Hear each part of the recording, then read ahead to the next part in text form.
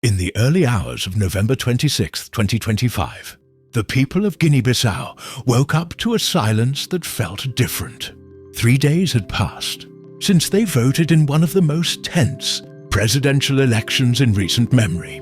The country waited impatiently for the official results, but both major candidates had already declared themselves winners. Rumors spread through the capital, and the atmosphere grew heavier with each passing hour. Many feared the worst.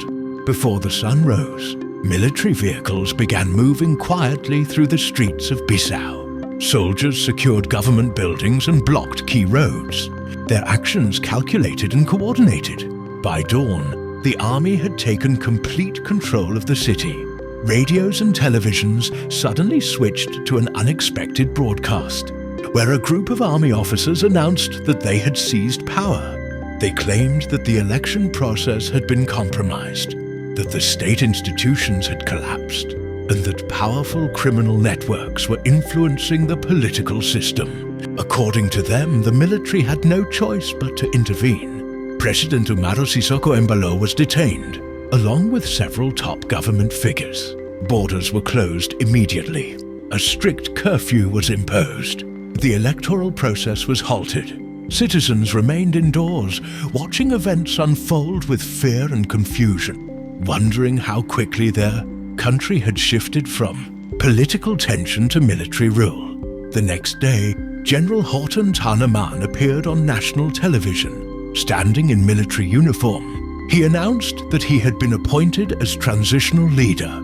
He promised to restore security, fight corruption, and rebuild the country's fragile political system during a one-year transition period.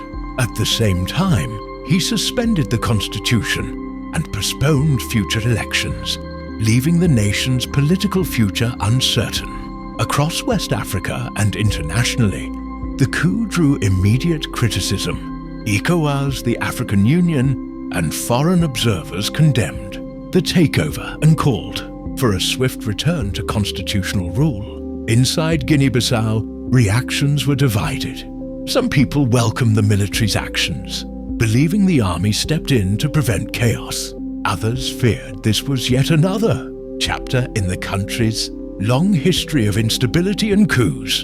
In the days that followed, daily life slowly resumed. Markets reopened, children returned to the streets, and businesses cautiously resumed activities. Yet beneath the surface, uncertainty lingered. People discussed the situation in whispers, not sure whether the military would keep its promise to step down after a year, or whether the transition would stretch indefinitely. Guinea-Bissau once again stood at a crossroads, caught between hope and fear. The country's next chapter remained unwritten, and its people could only wait to see whether this coup would lead to stability or deeper political uncertainty. Thank you for watching. Like, share and comment. Please don't forget to subscribe to my channel for more untold history stories.